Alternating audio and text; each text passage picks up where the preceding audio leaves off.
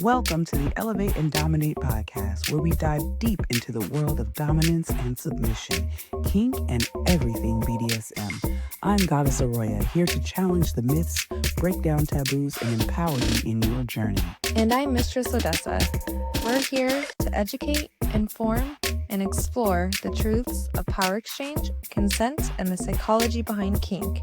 Because knowledge is the key to safe, fulfilling play. And this is Orpheus Black. This isn't about play. It's about connection, growth, and understanding the deeper layers of dominance and submission. So whether you're a seasoned player or just beginning your journey, this is for you. Let's elevate the conversation And dominate the narrative. Welcome to Elevate and Dommenate. Greetings, lovely listeners. All right. Welcome back to the Elevate and Dommenate podcast. I am Goddess Arroya. Woo-hoo! And your name? Orpheus Black. And Mistress Odessa. Yay! We are so excited. That's who our special guest is. None of you guessed it. That's your problem. Our special guest is Mistress Odessa. We are so happy to have you back in person, girl. I know. I'm glad to be back. Oh my God, I missed you so much. Yeah, and Orpheus, it's my first time meeting Orpheus in person. In person. We've been Which is online. That's crazy. I feel bunch like of I've known times. you for so long. Likewise. Yeah. Likewise. I think this is going to be good. We're moving into a new year, 2026. It is Christmas time. It's, the end of the year. And we just wanted to hop on and kind of share a few things moving forward. It's a new season, so we're going to come back with some new stuff for you. I'm excited about it. More content, more, TikToks like we used to do. Now that we got our friend in this area, it's important for us to kind of just share a little bit more of where we're at, what we're doing, all of that stuff. So look for us this year. We'll be going to a lot of events, AVN, Bondage Ball, DomCon, a whole lot of stuff this year. I'm excited. So, Yeah. yes. Here, anything new going on with you, ma'am? We're so happy to see you here and back. Yeah, well, I'm back in the area. Yeah. Not The saying area. where. I'm not saying Right, where exactly. So yeah, we'll see. I'm considering very limited amount of sessions, but my main focus will be here with the three of us and educating and chitting and chatting and whipping some bitches into shape, maybe.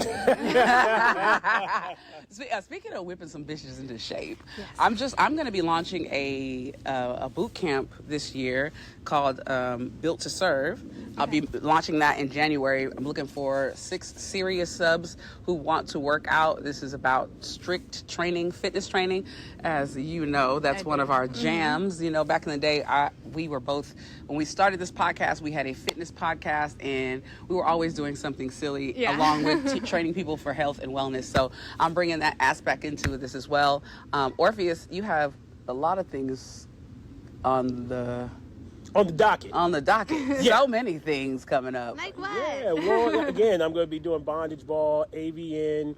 I have another retreat coming up in Colorado, I think in May. I have a retreat in Orlando in March. And I'm also doing a couple more performances, both here, Vegas, and San Francisco. And, of course, we're doing the private parties locally. So we're going to load up this year and see what happens, because I think this is going to be, 2026 is going to be wild. I believe that. I looked at my horoscope, and it was telling me, like, Gemini, watch out. Like, this is your year. They say that every year, but I feel that energy this year. I really do. I feel like a lot of the training, a lot of the information and the exploration of this year is really going to come back into fruition. A lot of the seeds that we planted are going to come back now. So it's good that we're together and we can kind of be in the same vicinity and share all this information. I'm really looking forward to that. What are some of the things you're looking forward to for this year coming up? Well, just kind of readjusting again, but like really finding my path and my purpose and finding the people who are right to join me in that. So I think that's why I'm really excited to be back with you guys. Yeah. And yeah, I'm just exploring more. We'll see. That's good. You know what that brings me to is what I kind of wanted to talk about as well. We chatted about it before, but just creating a safe space and like owning your journey in kink and making sure that you just take care of yourself. Orpheus made a great point earlier when we were talking about creating safe spaces. And it was great because he said, like, there are no safe spaces. You have to make yourself safe. And I think that was a great way of putting it, making sure that you're taking care of yourself and your surroundings and having people that really care about you around you. Yeah, that are safe. That are safe. Yeah. And that's one thing that's hard, like for us as women, we have that thing where sometimes, not sometimes, all the time. I just had a session request the other day, and I told the gentleman that I wanted to meet him at a dungeon. He says, well, I'm not safe at the dungeon. Come to my house. I'm not safe at your house. Yeah. So come to the dungeon. And it was a back and forth, and the session never really happened. Yeah. It never happened. Yeah. But it was a thing where I kind of have to have that discernment in the moment and feel that as a woman, like, this don't feel good. I think at the end of the day, safety is a perspective, right? It's not only a perspective, it's a performance, right? And so each person, based on their perspective, is going to determine whether they feel safe in this way, in this environment, with these people, with that language. And that same environment may not be safe to someone else, right? Every space is not safe for everybody. And so it's up to each person to try to create safe spaces for themselves. If you are not investing in your safety, then how can we expect other people to invest in that safety for us? That's true. No one can want to keep you safer than you. That's true. Right? That's and true. so whatever mechanisms that we need to put in place in order to feel safe, whether it's, going to a public location to play or go to a dungeon to play, whatever that is that's going to make you feel safe, then that's what you need to do. But we shouldn't also think about it as a universal safe. Yeah, that's right? true. Because Yeah. some predators are special made to be in that space and exploit those people. Right? So that's my perspective. You know what that brought me back to? I recall when we first were playing, you said, no, we're going to a public space. And I was like, well, that's different. But I realized he don't know me. You know what I mean? You didn't know me. I could have done anything in that space and then left there and said, you know what? He did this to me. So it is one of those things where even though you're a male dom, you still have to keep yourself safe as well. Absolutely. Yeah. You know? Yeah, and I think a big underlining of all of that too is respecting when people say where their safety line is. You know what I mean? Right. Like someone says no, or like this is where I want to meet, and someone's like, no, you got to come to my house, and like, the respect of that has been crossed now. You're not listening to me anymore. Yeah. So, And we have to respect our own safety lines. yes, correct. Right? Like if I push myself out of my comfort zone or out of my safety zone and I go to that person's hotel room instead of going to this other space, then I didn't respect my own safety lines. True. Yes. Right? You have to do what you know you need to do and hold those boundaries, but oftentimes we compromise our own safety, Yeah. right, for peer pressure or financial or emotional or sexual. We compromise ourselves, but that's why I always try to go, let's go to our first place should be in a public space. You know what I mean? Our first interaction should be in a public space. I'm a coffee shop going individual. and listen, there's a lot of people that go, oh, well, I'm worth more than a coffee shop and I'm worth more than this, but my safety says that I want to go to this place, this location where people know me and where I feel safe having a conversation with someone I've never met before. Yeah. Right. And that's not a lot to ask for. It's don't like, think It's we're not. just going to a coffee shop. Like you're worth more than that. Then you can very quickly and simply prove that by going and grabbing a coffee with me, Right. or a tea. Show me your whatever. work. Yeah. We had made a statement earlier asking me, as far as women, like knowing your worth. And I place that into like valuing yourself too and valuing your safety as well. Yes. Knowing that, you know what, it's important for me to be in a public place so I don't have anyone making any accusations that might tarnish my reputation in this community. Like moving forward, you have to put that boundary. And I know for a fact that is a lesson for me this year is boundaries. You know, and really learning more about your boundaries. And when you have a submissive or letting people into your lives, it's important to figure out what that guideline is. And I think this is and I can so be honest and say that this is the year that I really learned what my boundaries are. Yeah. And even though I feel safe, there still has to be more protocol put in place for me to continue feeling safe. Yeah. Yeah. That's fair. Always. Always, Yeah. always. Everything is a new lesson, a new thing to learn. So it's like you experience something and then you can expand on that with anything. Safety, respect, whatever, boundaries. Yeah. And then that also brings me to like dissolving relationships. Have you had to deal with that in this industry? Like, I'm sure like everybody has. I mean, I think it's probably a thing where we get into this and we have this disillusioned thought that, oh, every relationship's going to work out because now I'm in my kink. I could say what I want to do. And no, like these relationships come to an end too. Yes. And it's, if they're healthy. Explain that. If they're healthy, they start and they finish. Everything has a beginning, a middle, and an end. You know what I mean? And for some people, it's till death do you part, and for some people, it's at the end of the night. I mean, everything has a good ending. Yeah. But what I find is people don't keep a neat house, and they don't know how to clean up the loose ends in their relationship. So sometimes when you just ghost, or when you just kind of taper things off, and people don't know where they stand, or they're having role confusion, that's where it gets messy. Yeah. When someone can be very clear, like, look, this isn't working out for me, this doesn't feel good, or this, that, and the other, is there any closure that you need? Is there anything that we need to do, any repair work, right? And they're being nice, neat, and clean about what they're doing, then I feel that those disillusionments work better than someone who just had an argument and then they just separated and they just stopped talking to each other. Right. And there's so much left unsaid, right? They have to be clean closures each and every time. I don't know why I had this misconception that when things ended here, it was just cut, clean, dry.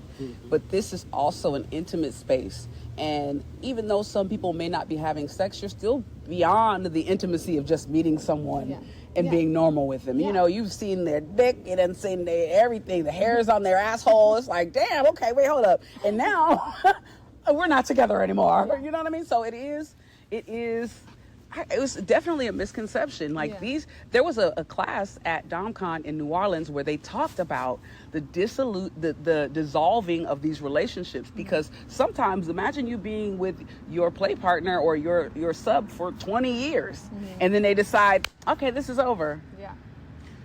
Well, they have all your secrets. Exactly. That's really the problem. You shared your deepest, most inner secrets. You shared your traumas and your history and your abuses and your as well as your triumphs and all these things. These people are like, it's like your bank closing and they have your money, right? You've had a long-term investment with them, and now you're like, shit, who's going to come in and have access to my stuff? Right? Who's going to go through my things? What are you going to share? What are you not going to share? Are you going to keep my confidence? I mean, there's so many loose ends that it causes anxiety and stress, you know, for some people. And they kind of detach from reality and they become, what's the word I'm thinking? Well, let's just say like sociopathic or psychotic, you know, temporarily, because they are really feeling vulnerable and exposed. Right? So yeah, these conversations about keeping your confidence are really important. In kink, we used to use real contracts, right? We used to use real model releases, real not gags, but whatever it is, so you don't... NDAs. Yeah, NDAs. We used to use real contracts to keep people from tarnishing your name, you know what I mean? And now it becomes these play contracts with... But no, you have to know, do I get to continue to have access to those photos we took? Right? And that's real. That is real. You see what I'm saying? Right there. Because you love me now and it's okay and I have access to them, but you know, I've had subs come in and say, you know, take everything that you ever had of me on your social media off. I want you to destroy all the stuff because of X, Y, and Z. Now, personally, I let that happen. If that's what they want, then I'm gonna destroy it regardless. Right? But let's say you have a business and you guys were the business and now they say take away all the photos, and now that's a big problem. Well, that happens too, like, because you'll have, say your main sub, you're gonna have them shooting so much content with you. You know, you can have I got backup content for backup content, but now it's like, damn, now I gotta reach out to this person and they could just say no, like, and that's money left on the table right there. You know? But also, you know, you can have those situations too where the person that you're with, they decide, I don't even want to do any of this anymore. you know? So I don't want any recollection of me changing being my entire life. Yeah. I'm getting married. No one. I don't want anybody to know this part of my life. Exactly. Those things happen all the time. But there's also don't compete, right? Because now they take and knock off your exact website because it's like I have content up too, and I have the exact same content as you, and I want to use the same a name with this slightly thing because they want to compete with you. Right? I mean, having real contracts with people when it's good is really important, right? Because they're never going to be more amicable than when you first meet, Yeah. right? It's true. I feel like sometimes too, you think like, oh, this person would never do that to me. And boy, the day it happens, you're like, who is this person? Yes. You know what I mean? It's like, Yeah. kick down the castle, taking my toys, and I'm getting the fuck out of here. This is over. But this is the difference between being a professional and being a personal sub. You know what I mean? Like, we really have to understand the differences. And that's why I used to give the training over at Passive Arts. I used to train the girls right off the bat, like, look, here's what your contract should look like. And then you should have like play contracts on your text message. So that way, if anything goes wrong, you go to court, you can show your phone. They don't have to subpoena your records. They don't have to subpoena this. They don't have to go into, you know what I mean? Here's how you do it. If you want to be a professional, you have to be professional 100%. You're not friends. That's right. You guys are not homies. That's real. Right. This is not about love. This is a business. Right. And if you're not treating it like a business, then you're doing yourself a disservice. That's real. Right. That's real. And the other thing that I would say too, and we're kind of working on this now, freaking leather families. You have to have a group of people that you can insulate yourself with. This is real. You have to have people who can negotiate for you on behalf of your best interest. When things go wrong, you have to have somebody that you can go to help mediate some of these things. Yeah. You have to have people to help protect you in spaces. You know what I mean? Like, you have to have a conglomerate of people. You cannot rely on your dungeon. You cannot rely on your friends. You have to have people who know exactly what is going on, who know how this lifestyle work. You know what I mean? And again, I founded Cirque, and we're still around. You know, I still have members all over the freaking state, right? We just don't wear our jackets anymore. But how many times has a Cirque member bailed me out of some shit, or I've bailed them out of some stuff, right? Or my leather family at the time came and supported me in a time of crisis? It's absolutely imperative that you have your group of people who are able to have your back. And that, to me, helps comprise your safe space, right? That's a great tip. I think that's one of the tips. Same as for the newbie frenzy, like finding your tribe, finding those people that can help, those mentors, those people that have a strong foundation and a history and know exactly, if they haven't been through it, they know someone that has, and they have someone that you can go to, or you have something to fall back on. I think when I entered, I had you, I had some other people, but it was a point where I literally felt so alone. Like, whoa, I'm out here literally by myself, not knowing what the next move is, and I didn't really know what to cling on to. I'm so happy that, Orpheus came into my life. You were still there. It wasn't like you left or anything, but it was a point where I was like, wait, what the fuck am I doing? I don't know what I'm doing right now. Like, I don't have nobody to ask a question. I just have to go look online, or like, I don't have anyone. I didn't have Mia. I didn't have Orpheus to call and be like, is this a good idea? Like, no, that happened before. I've done that before. You're like, oh, okay. Having that foundation of someone that knows exactly, hey, I've been through this. I've been in this 20-some years, and I will tell you, don't do that. I would say cumulative wisdom, right? I was thinking about Lord of the Flies, you know what I mean? Like, when you have these situations where you have a bunch of kids together, like 5 kids have 25 years worth of combined experience, right? But there still ain't enough to make good decisions, right? But you get enough people with 5, 7, 10, 15 years together, more than likely you're going to be able to figure out what you need to do when shit hits the fan, right? And that's absolutely important. The one thing I would say is this, and this is something I made a mistake at. In leather families, I don't think that you should have mentor roles. Okay. Right? I think that the group think and the group knowledge is what's important. It should be not looked at as one person doing any one thing or having any more responsibility in this way. This is a family, and a group of people who are coming together to be there for each other in community.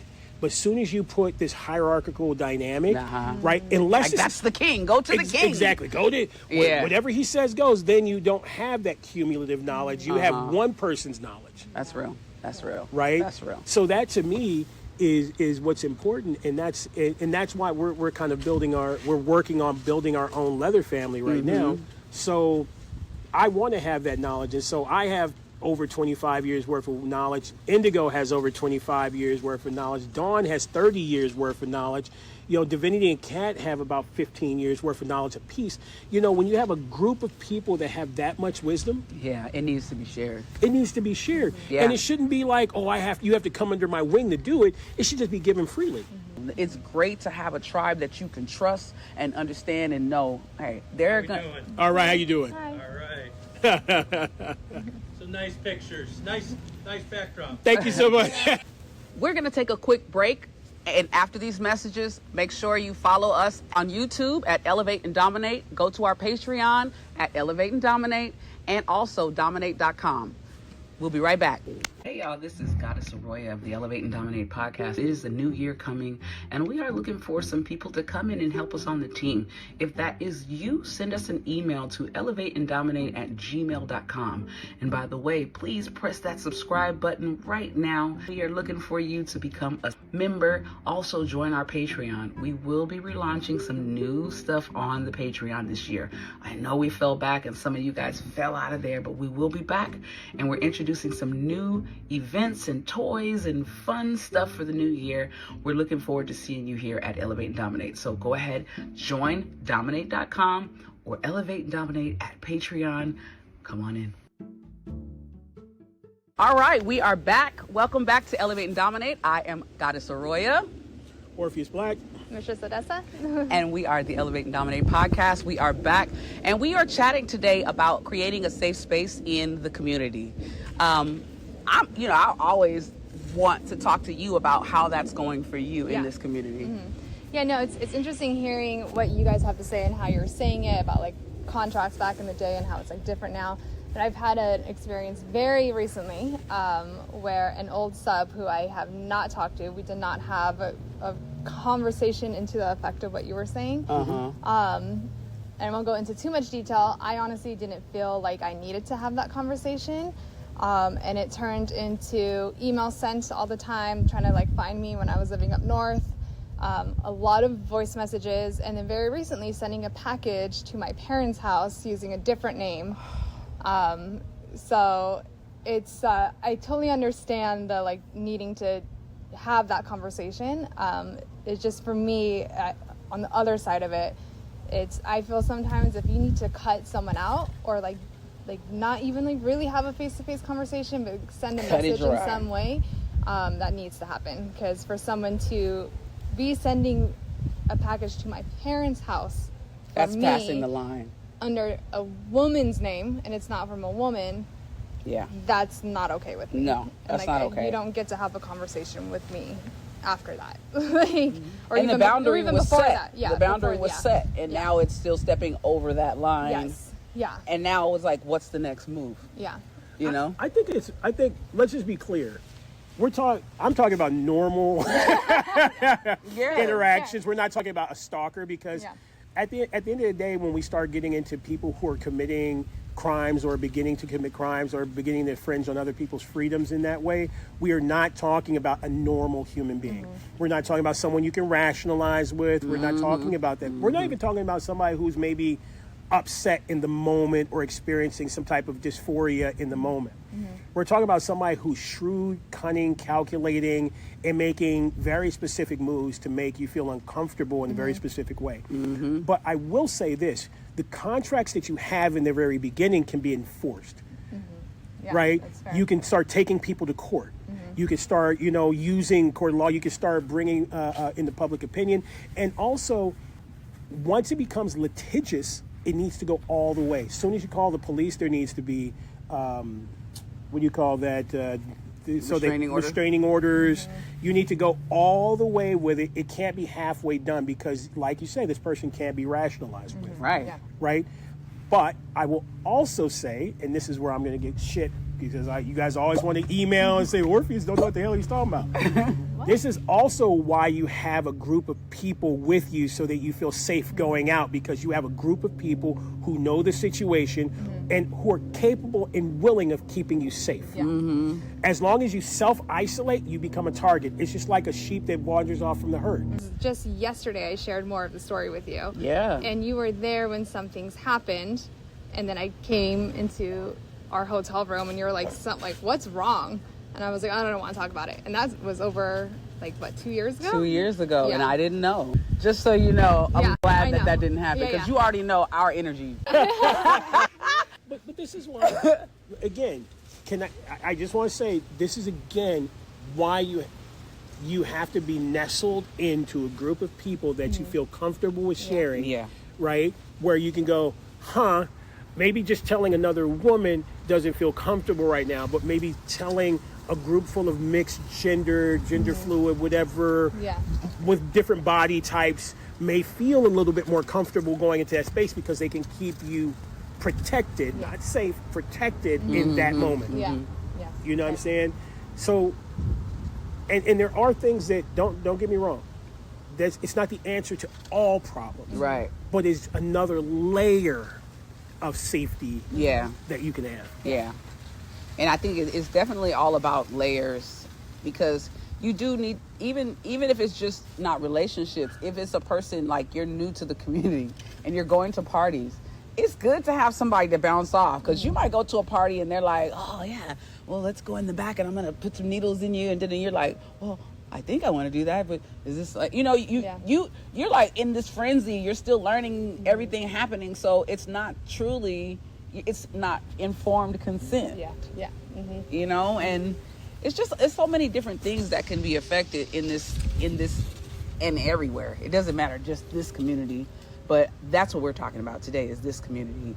And protecting yourself is the first step. And it ain't a community. It's like we got to stop calling it that, because a community communes with each other.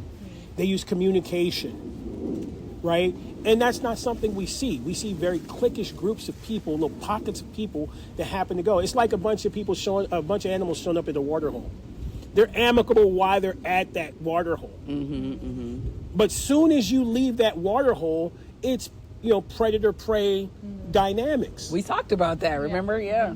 Right? That's real. So it's like, you have to stop being sold on it. And then the other thing, I taught this class once, and I thought it was an amazing class. Understanding threat assessment. Credible threats to your safety. And we do this thing where it's like, well, all men are this and all people are that and all this, and it's not true.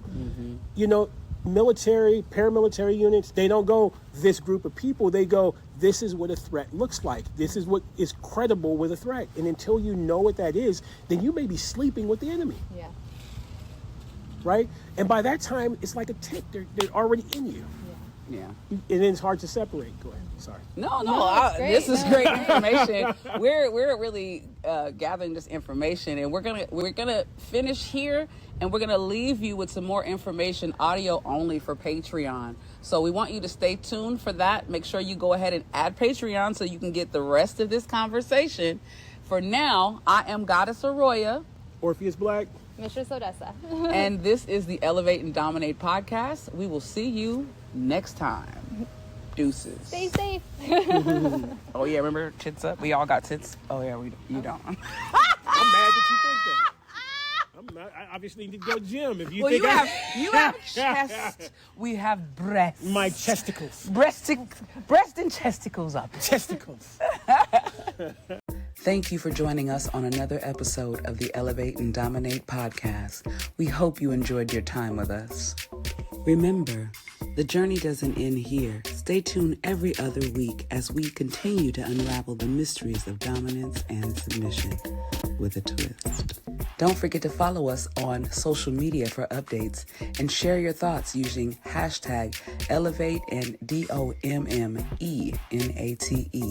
Until next time, embrace your desires, explore the unknown, and always remember, power is meant to be shared.